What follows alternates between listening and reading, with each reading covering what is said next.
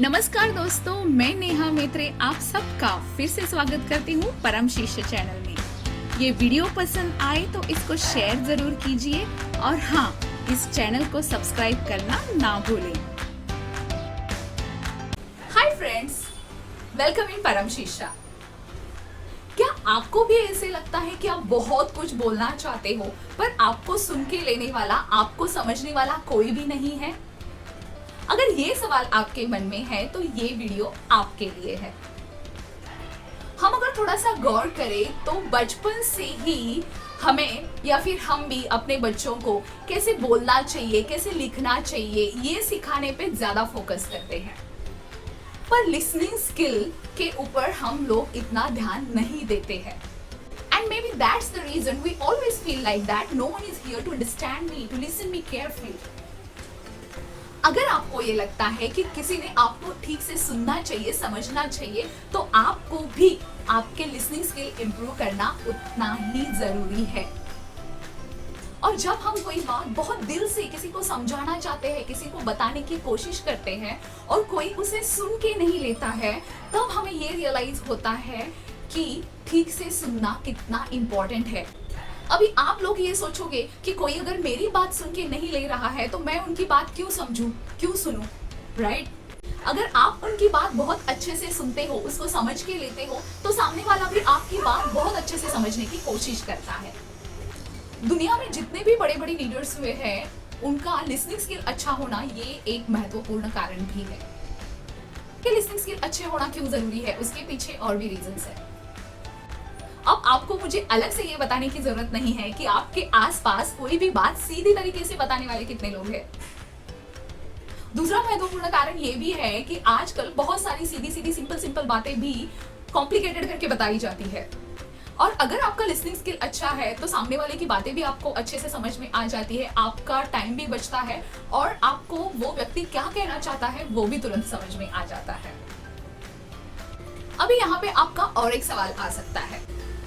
बहुत बार आप सामने वाला जो बोल रहा है उसको बहुत केयरफुली सुनते हो, सुनने की कोशिश करते हो, पर न जाने क्यों सामने वाले को लगता है कि आप उसको ठीक से समझ नहीं पा रहे हो, उसको अच्छी तरह से सुन नहीं पा रहे हो। मतलब यहाँ पे वो कम्युनिकेशन सक्सेसफुल करने के लिए आप दोनों भी एक दूसरे को अच्छी तरह से सुनने के लिए, समझने के लिए रेडी हो कि सामने वाला ठीक से मेरी बातें सुन नहीं रहा है।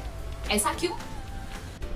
चलिए, तो ऐसा क्यों होता है ये लिसनिंग प्रोसेस भी हम यहाँ पे समझ लेते हैं। एग्जाम्पल ले लेते हैं कि कोई एक बात ऐसी है जो बेटा यहाँ पे अपने पेरेंट्स को बताना चाहता है। यहाँ पे बेटे को और वो पेरेंट्स को, दोनों को भी ऐसे लगता है कि हमें एक दूसरे को अच्छे से समझना है और अच्छे से सारी बातें सुन लेनी है। अब यहाँ पे होता ऐसे है कि बेटा अपनी बातें पेरेंट्स को बताना स्टार्ट करता है। वो एक दो सेंटेंसेस बोल देता है और वो पहले एक दो सेंटेंसेस पेरेंट्स अच्छी तरह से सुन के भी लेते हैं, पर उसके बाद स्लोली इमोशंस आना स्टार्ट होता है। बेटा जो भी बातें कर रहा है उससे रिलेटेड पास्ट में जो हुआ था वो सारी यादें आना स्टार्ट होता है। कोई चीजों को बाय डिफॉल्ट समझ लिया जाता है। ये सारी प्रोसेस ब्रेन में चल रही है और फिर भी बेटा जो भी बातें कर रहा है वो चाहते हुए भी पेरेंट्स सुन के नहीं ले पा रहे हैं, क्योंकि वो बातें उनके कान पे तो आ रही है पर उनके ब्रेन में बाकी सारा प्रोसेस स्टार्ट हो गया है।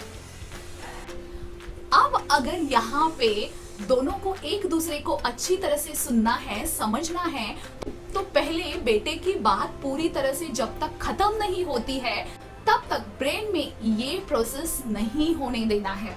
इमोशंस पे कंट्रोल रखना है, सामने वाले की बातों को किसी भी मेमोरी से कनेक्ट नहीं होने देना है या कोई भी चीज को बाय डिफॉल्ट नहीं समझना है। ये सारे पॉइंट सुनने के बाद अभी भी आपको ऐसे लग रहा है कि पास्ट में आपका किसी के साथ कुछ आर्गुमेंट्स हुआ था और किसी ने आपको ठीक से सुनने की, समझने की कोशिश नहीं की है, तो उसको फिर से एक बार याद कीजिए और ये 3 सवाल अपने आप को पूछिए।